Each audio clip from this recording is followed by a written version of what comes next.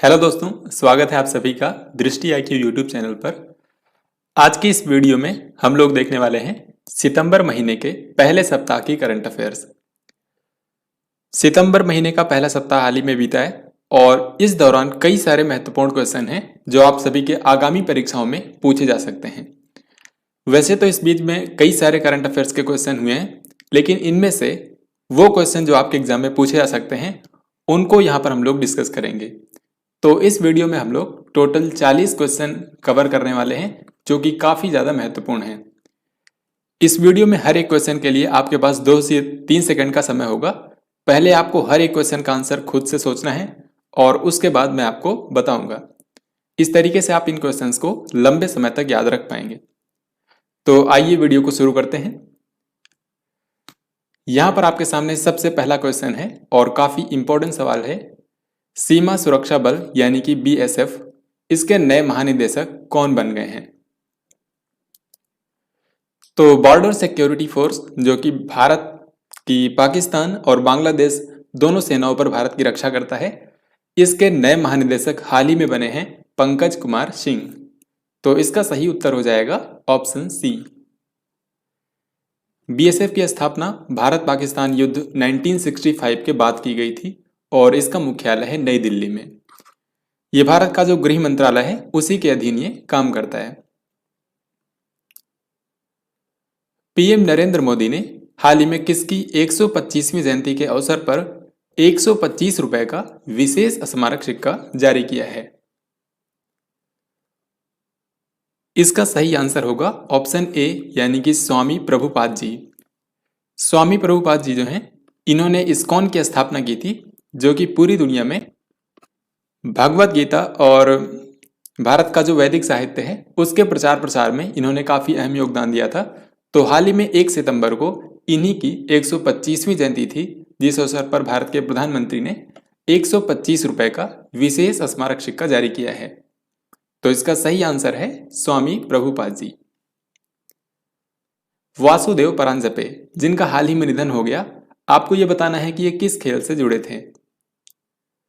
वासुदेव परांजपे जो हैं, ये भारत के क्रिकेट कोच थे। सो इसका आंसर होगा क्रिकेट। इन्होंने भारत के कई सारे अंतर्राष्ट्रीय खिलाड़ियों को ट्रेन किया था। तो हाल ही में इनका निधन हो गया है, वासुदेव परांजपे। इनके जो बेटे हैं जतिन परांजपे, वो भी एक क्रिकेटर हैं। 1 सितंबर से भारत और किस देश के बीच संयुक्त सैन्य अभ्यास काजिंद 21 शुरू हुआ है? काजिंद को KAZIND लिखा जाता है और इसका मतलब होता है कजाकिस्तान और इंडिया। तो दोनों के नाम से ही इसका नाम बनाया गया है काजिंद। तो ये भारत और कजाकिस्तान के बीच में होती है। इसका आंसर हो जाएगा ऑप्शन नंबर डी। हाल ही में इसका आयोजन किया जा रहा है कजाकिस्तान के आयसा बीबी ट्रेनिंग नोड में। तो ये भी क्वेश्चन आ सकता है आपके एग्जाम में कि इसका आयोजन कहां पर किया गया। 31 अगस्त को किसने खादी इंडिया क्विज प्रतियोगिता का शुभारंभ किया है? तो भारत में खादी के विकास पर एक क्विज प्रतियोगिता हाल ही में शुरू की गई है। इसको नाम दिया गया है खादी इंडिया क्विज प्रतियोगिता। इसमें भारत में खादी के विकास पर ही क्वेश्चन पूछे जाएंगे और उसमें जो भी विनर्स होंगे उनको पुरस्कार दिए जाएंगे। तो इस क्विज प्रतियोगिता को शुरू किया है भारत के उपराष्ट्रपति M वेंकैया नायडू ने। इन्होंने 31 अगस्त को इसकी शुरुआत की है और ये 15 दिनों तक चलेगा, यानी कि 14 सितंबर तक। 6 सितंबर को राष्ट्रपति रामनाथ कोविंद ने इनमें से किस सैन्य इकाई को राष्ट्रपति ध्वज प्रदान किया? राष्ट्रपति ध्वज जो है, इसको प्रेसिडेंट कलर भी बोला जाता है और ये भारत की किसी भी सैन्य इकाई को मिलने वाला सबसे बड़ा सम्मान होता है। हाल ही में ये दिया गया है इंडियन नेवल एविएशन को, यानी कि जो भारतीय नौसेना है इसकी जो उड्डयन इकाई है इसी को हाल ही में प्रेसिडेंट कलर से सम्मानित किया गया है भारत के राष्ट्रपति रामनाथ कोविंद द्वारा। इसके लिए भारत के राष्ट्रपति रामनाथ कोविंद गोवा की यात्रा पर गए थे, जहां पर आप जानते हैं INS हंसा जो भारत का एयरबेस है, इसकी हाल ही में 60वीं वर्षगांठ थी, क्योंकि 1961 में इसको कमीशन किया गया था। तो इसी अवसर पर भारत के राष्ट्रपति रामनाथ कोविंद गोवा की यात्रा पर गए थे उसी दौरान इन्होंने इंडियन नेवल एविएशन को राष्ट्रपति ध्वज से सम्मानित किया है। यहां पर अगला क्वेश्चन अपॉइंटमेंट से है। राज्यसभा के नए महासचिव कौन बन गए हैं? तो हाल ही में राज्यसभा के नए महासचिव बने हैं पीपी के रामाचार्युलू। तो इसका सही आंसर होगा ऑप्शन बी। राज्यसभा के जो सभापति हैं एम वेंकैया नायडू, जो कि भारत के उपराष्ट्रपति हैं, उन्होंने ही इनकी नियुक्ति की है। प्रत्येक वर्ष विश्व नारियल दिवस यानी कि वर्ल्ड कोकोनट डे किस दिन मनाया जाता है? तो नारियल की उपज के बारे में जागरूकता बढ़ाने के लिए हर साल 2 सितंबर को विश्व नारियल दिवस मनाया जाता है। नारियल भारत में सबसे ज्यादा होता है केरल में, और अगर ये पूछा जाए कि पूरी दुनिया में सबसे ज्यादा कौन से देश में होता है तो ये है इंडोनेशिया। नारियल के उत्पादन में भारत का स्थान है तीसरा।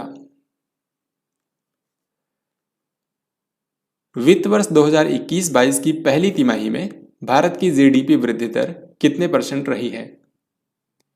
तो हाल ही में केंद्रीय सांख्यिकी कार्यालय ने यानी कि सीएसओ ने वित्तीय वर्ष 2021-22 के लिए यानी कि जो भी वित्तीय वर्ष चल रहा है इसकी पहली तिमाही के लिए आंकड़े जारी किए हैं, और इसमें अनुमान लगाया गया है कि 20.1% भारत की जीडीपी ग्रोथ रेट रही है।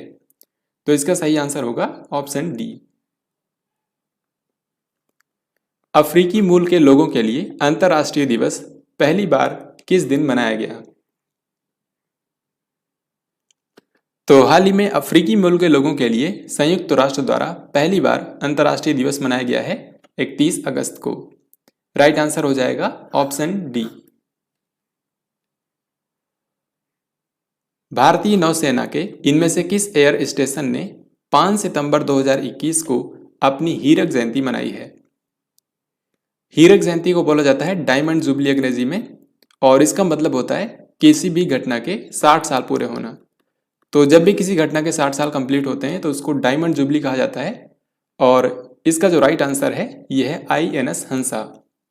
तो INS हंसा जो एयरबेस है ये गोवा में है, और इसको 1961 में कमीशन किया गया था। 5 सितंबर 1961 को इसे कमीशन किया गया था। तो हाल ही में इसके 60 साल कंप्लीट हुए हैं। 31 अगस्त को सर्वोच्च न्यायालय में किस महिला जज ने न्यायाधीश के रूप में शपथ ली है? तो जैसा कि आपको पता होगा सुप्रीम कोर्ट में टोटल 34 जज हो सकते हैं अधिकतम। तो अभी के समय इसमें 33 जज हैं, क्योंकि हाल ही में सुप्रीम कोर्ट में 9 नए जजों ने शपथ ली है, और इन 9 जजों में से 3 महिला जज भी शामिल हैं। इनमें से एक है हिमा कोहली, फिर BV नागरत्ना और बेला M त्रिवेदी।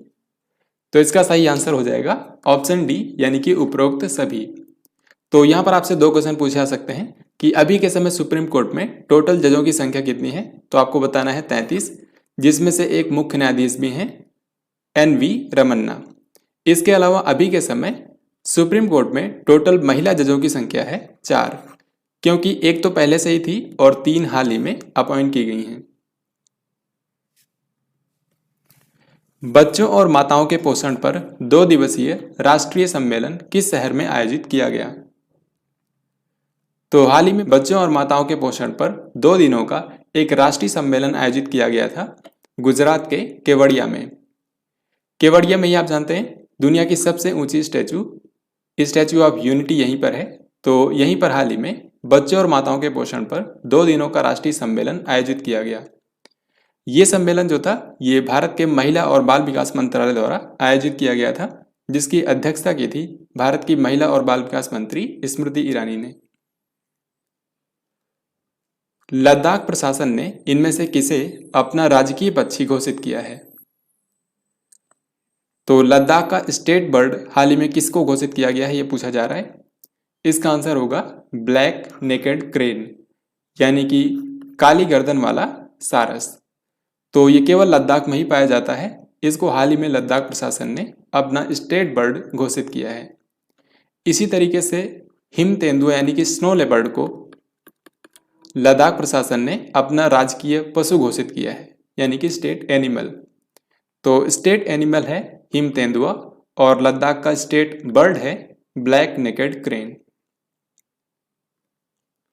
हाल ही में उत्तर प्रदेश सरकार ने इनमें से किस खेल को साल 2032 तक के लिए गोद लेने का निर्णय लिया है?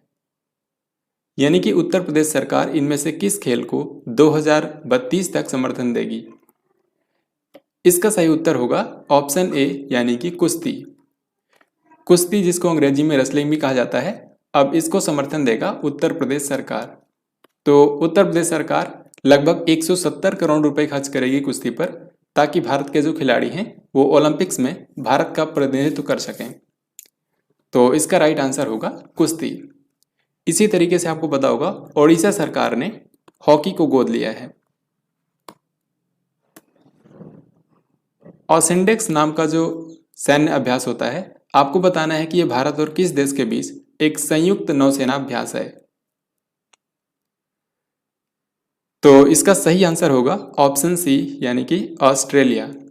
भारत और ऑस्ट्रेलिया की नेवीज इसमें पार्टिसिपेट करती हैं, क्योंकि ये दोनों देशों के बीच में एक संयुक्त नौसेना अभ्यास है। ऑसिंडेक्स में AUS का मतलब है ऑस्ट्रेलिया और IND का मतलब है इंडिया। तो ये भारत और ऑस्ट्रेलिया के बीच में होने वाला एक संयुक्त नौसेना अभ्यास है। इस बार इसकी मेजबानी कर रहा है ऑस्ट्रेलिया, क्योंकि पिछली बार भारत ने इसकी मेजबानी भारत की थी और भारत और ऑस्ट्रेलिया दोनों देश बारी बारी से इसका आयोजन करते हैं। टोक्यो पैरा ओलंपिक 2020 के समापन समारोह में भारतीय दल के ध्वजवाहक कौन थे? तो टोक्यो पैरा ओलंपिक 2020 का हाल ही में समापन हुआ था 5 सितंबर को। इसमें भारत की तरफ से ध्वजवाहक थी भारत की अवनी लेखरा, जो कि एक निशानेबाज हैं। अवनी लेखरा ने टोटल 2 मेडल जीते हैं इस बार के पैरा ओलंपिक गेम्स में। इन्होंने एक गोल्ड मेडल जीता था और एक ब्रॉन्ज मेडल, और इस तरीके से पैरा ओलंपिक खेलों के इतिहास में 2 मेडल जीतने वाली पहली महिला खिलाड़ी भी बन गई हैं। तो इन्हीं को समापन समारोह में भारत का ध्वजवाहक बनाया गया था। और अगर आपसे पूछा जाए कि उद्घाटन समारोह में भारत के ध्वजवाहक कौन थे, तो इसका आंसर होगा टेकचंद। तो ये दोनों ही आपको याद रखने हैं। टोक्यो पैरा ओलंपिक 2020 की पदक तालिका में कौन सा देश प्रथम स्थान पर रहा है? इसका सही आंसर होगा ऑप्शन ए यानी कि चीन। तो हाल ही में टोक्यो पैरा ओलंपिक जो संपन्न हुए हैं, इसमें पहला स्थान हासिल किया था चीन ने, क्योंकि चीन ने टोटल 96 गोल्ड मेडल जीते हैं और इसी के साथ चीन प्रथम स्थान पर रहा। हालांकि चीन ने टोटल 207 मेडल जीते हैं, जिनमें ब्रॉन्ज मेडल, सिल्वर मेडल और गोल्ड मेडल भी शामिल है। चीन के बाद दूसरे स्थान पर था ब्रिटेन और तीसरे स्थान पर था अमेरिका। तो प्रथम 3 स्थान पर कौन से देश रहे हैं, ये आपको याद रखना है। टोक्यो पैरा ओलंपिक खेल 2020 की पदक तालिका में भारत किस स्थान पर रहा? अब यहां पर पूछा जा रहा है कि इस बार के पैरा ओलंपिक गेम्स में भारत कौन से स्थान पर रहा था। तो इसका सही उत्तर होगा ऑप्शन सी यानी कि 24वें स्थान पर। जो टोक्यो ओलंपिक्स हुए थे उसमें भारत 48वें स्थान पर था और टोक्यो पैरा ओलंपिक गेम्स में 24वें स्थान पर। तो ये दोनों आपको याद रखने हैं। कोविड-19 के दौरान अपने पति को खोने वाली महिलाओं के लिए किसने मिशन वात्सल्य की शुरुआत की है? तो इस कोविड-19 महामारी के दौरान जिन भी महिलाओं ने अपने पति को खो दिया है, उनके लिए हाल ही में महाराष्ट्र की सरकार ने एक मिशन शुरू किया है, जिसको नाम दिया गया है मिशन वात्सल्य, और इसके तहत इन महिलाओं की आर्थिक मदद की जाएगी। तो इसका सही आंसर है ऑप्शन ए महाराष्ट्र। महाराष्ट्र के मुख्यमंत्री हैं उद्धव ठाकरे और यहाँ के राज्यपाल हैं भगत सिंह कोश्यारी। हाल ही में राष्ट्रपति रामनाथ कोविंद ने देश भर के कितने टीचर्स को राष्ट्रीय शिक्षक दिवस पुरस्कार 2021 से सम्मानित किया है? तो हर साल राष्ट्रीय शिक्षक दिवस के अवसर पर राष्ट्रपति द्वारा टीचर्स को नेशनल टीचर प्राइज प्रदान किया जाता है। इस बार टोटल 44 शिक्षकों को यह पुरस्कार दिया गया है। तो इसका सही आंसर होगा ऑप्शन सी, और इन 44 टीचर्स में 10 महिला टीचर्स भी शामिल हैं। अफगानिस्तान में सरकार के नेतृत्व के लिए हाल ही में तालिबान ने किसे अपना सर्वोच्च नेता यानी कि सुप्रीम लीडर घोषित किया है? इस क्वेश्चन का करेक्ट आंसर होगा ऑप्शन डी यानी कि हिबतुल्लाह अखुंदज़ादा। तो इनको तालिबान ने अपना सुप्रीम लीडर घोषित किया है और इन्हीं के अंडर में एक राष्ट्रपति या फिर प्रधानमंत्री देश का संचालन करेगा। भारत और किस देश के बीच सिम्बेक्स 2021 संयुक्त नौसेना अभ्यास आयोजित किया गया?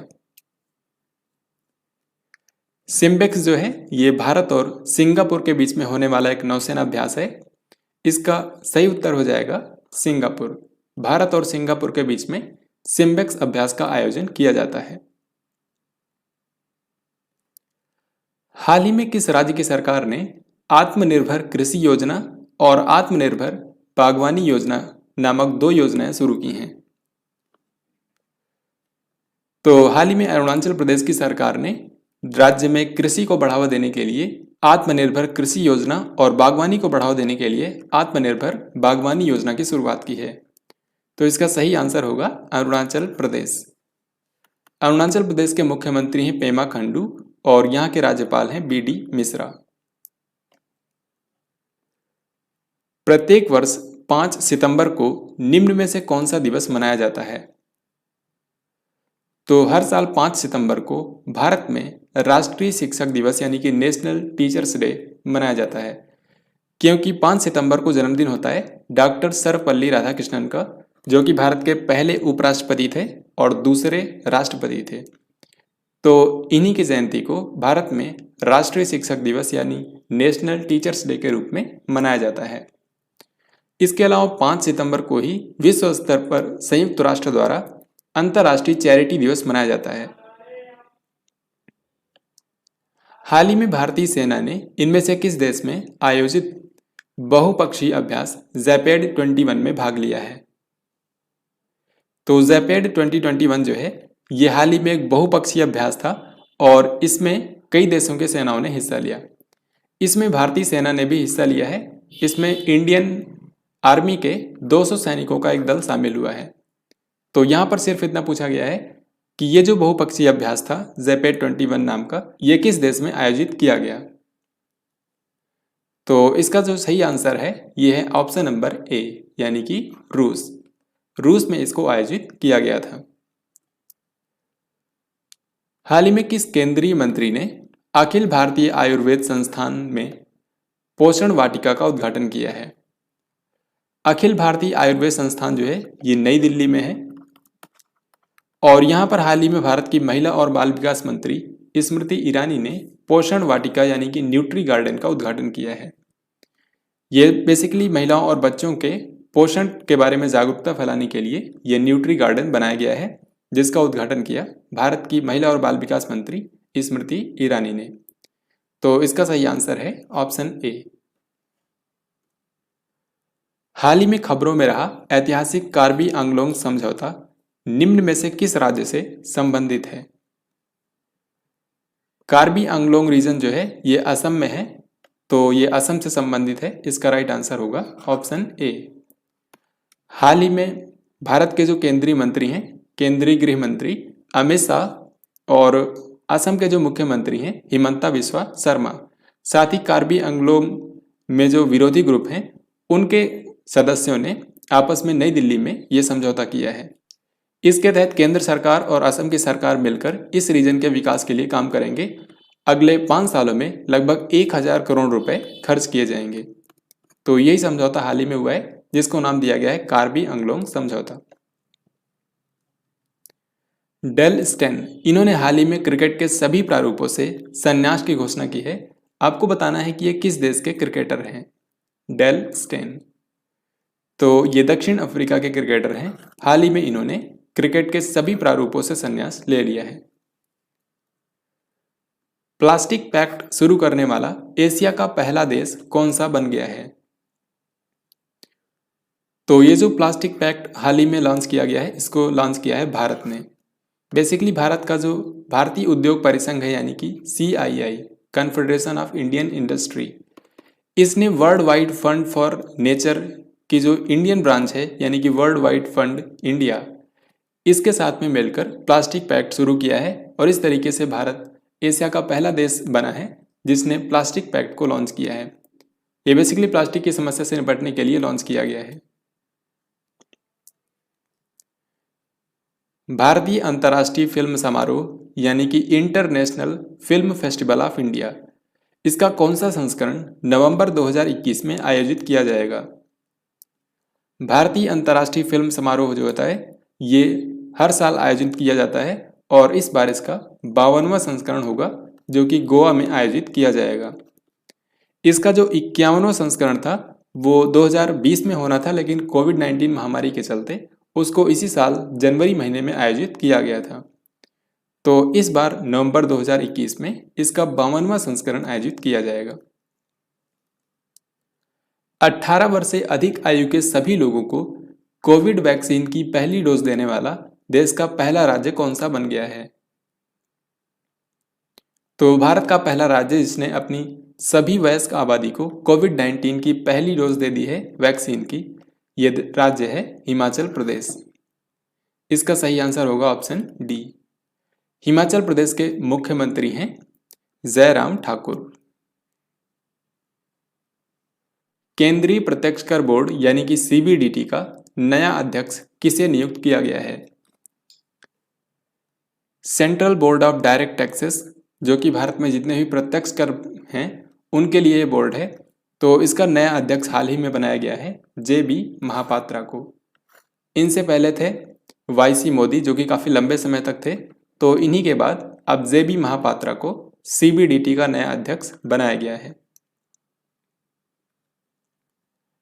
हाल ही में खबरों में रहा राजीव गांधी ओरांग नेशनल पार्क निम्न में से किस राज्य में स्थित है? राजीव गांधी ओरांग नेशनल पार्क जो है ये असम राज्य का सबसे पुराना नेशनल पार्क है। ये हाल ही में खबरों में इसलिए था क्योंकि असम कैबिनेट ने डिसीजन लिया है कि इसके नाम से पूर्व प्रधानमंत्री राजीव गांधी का नाम हटाया जाएगा। तो अब इसका नाम राजीव गांधी ओरांग नेशनल पार्क की बजाय सिर्फ ओरांग नेशनल पार्क कर दिया जाएगा। टोक्यो पैरा ओलंपिक खेल 2020 में भारत को कुल कितने मेडल मिले हैं? तो इस बार के पैरा ओलंपिक खेलों में भारत को टोटल 19 मेडल मिले हैं। इन 19 मेडल में से 5 है गोल्ड मेडल, 8 है सिल्वर मेडल और 6 हैं ब्रॉन्ज मेडल। तो इस तरीके से भारत टोटल 19 मेडल के साथ इस बार की पदक तालिका में 24वें स्थान पर रहा था। संयुक्त राष्ट्र द्वारा प्रत्येक वर्ष अंतर्राष्ट्रीय चैरिटी दिवस कब मनाया जाता है? तो इसका आंसर अभी मैंने आपको बताया था कि हर साल संयुक्त राष्ट्र द्वारा अंतर्राष्ट्रीय चैरिटी दिवस 5 सितंबर को मनाया जाता है, क्योंकि 5 सितंबर को जो मदर टेरेसा हैं उनकी डेथ हुई थी, इसीलिए 5 सितंबर को अंतर्राष्ट्रीय चैरिटी दिवस मनाया जाता है। हाल ही में लद्दाख प्रशासन ने इनमें से किसे अपना राजकीय पशु घोषित किया है? इसका सही आंसर होगा ऑप्शन ए यानी कि हिम तेंदुआ, जिसको इंग्लिश में स्नो लेपर्ड कहा जाता है। तो इसी को हाल ही में लद्दाख प्रशासन ने अपना स्टेट एनिमल यानी कि राजकीय पशु घोषित किया है। हाल ही में किस मंत्रालय ने योग ब्रेक या फिर वाई ब्रेक नाम का मोबाइल ऐप शुभारंभ किया है? इसका सही उत्तर होगा ऑप्शन सी यानी कि आयुष मंत्रालय। इससे पहले आयुष मंत्रालय ने एक एप्लीकेशन लॉन्च किया था नमस्ते योग, और इसी तरीके से हाल ही में योगा ब्रेक नाम का एक नया मोबाइल एप्लीकेशन लॉन्च किया है। ये 5 मिनट योगा प्रोटोकॉल पर आधारित है। इसके जरिए कोई भी व्यक्ति किसी भी समय 5 मिनट का योग कर सकता है। इस समय भारत के आयुष मंत्री हैं सर्बानंद सोनोवाल, जिन्होंने इसका शुरुआत की है। प्रत्येक वर्ष नीले आसमान के लिए अंतर्राष्ट्रीय स्वच्छ वायु दिवस कब मनाया जाता है? तो नीले आसमान के लिए अंतर्राष्ट्रीय स्वच्छ वायु दिवस जो है इसकी शुरुआत हुई थी साल 2020 में। तो पिछले साल इसकी शुरुआत हुई थी, इस बार ये सेकंड टाइम मनाया गया है। ये दिवस हर साल मनाया जाता है 7 सितंबर को। तो इसका सही उत्तर होगा ऑप्शन सी। भारत और किस देश ने air launched unmanned aerial vehicle के लिए समझौता किया है? तो मानव रहित हवाई वाहन के विकास के लिए हाल ही में भारत और अमेरिका ने आपस में समझौता किया है। दोनों देश आपस में तकनीकी साझा करेंगे। तो अब हम लोग देखेंगे यहाँ पर आज का क्वेश्चन, जिसका राइट आंसर आप सभी को कमेंट बॉक्स में लिखकर बताना है। यहाँ पर क्वेश्चन ये है, टोक्यो पैरा ओलंपिक खेल 2020 की पदक तालिका में भारत किस स्थान पर रहा था। तो काफी आसान क्वेश्चन है, इसका राइट आंसर आप सभी को कमेंट बॉक्स में लिखकर बताना है। तो इस तरीके से हम लोगों ने यहाँ पर 1 से लेकर 7 सितंबर यानी कि सितंबर महीने के पहले सप्ताह से करंट अफेयर्स के जितने भी इंपॉर्टेंट क्वेश्चन हो सकते थे उनको यहाँ पर कवर किया है। ये सारे क्वेश्चन आपके आगामी परीक्षाओं के लिए काफ़ी ज़्यादा महत्वपूर्ण होंगे, तो आपको इनको अच्छे से पढ़ना है और 1 से 2 बार आपको रिवाइज करना है। तो आई होप आपको ये वीडियो पसंद आया होगा। अगर आपको ये वीडियो पसंद आया है तो इसको लाइक और शेयर ज़रूर करें। हम मिलेंगे आपसे नेक्स्ट वीडियो में, तब तक के लिए जय हिंद, जय भारत।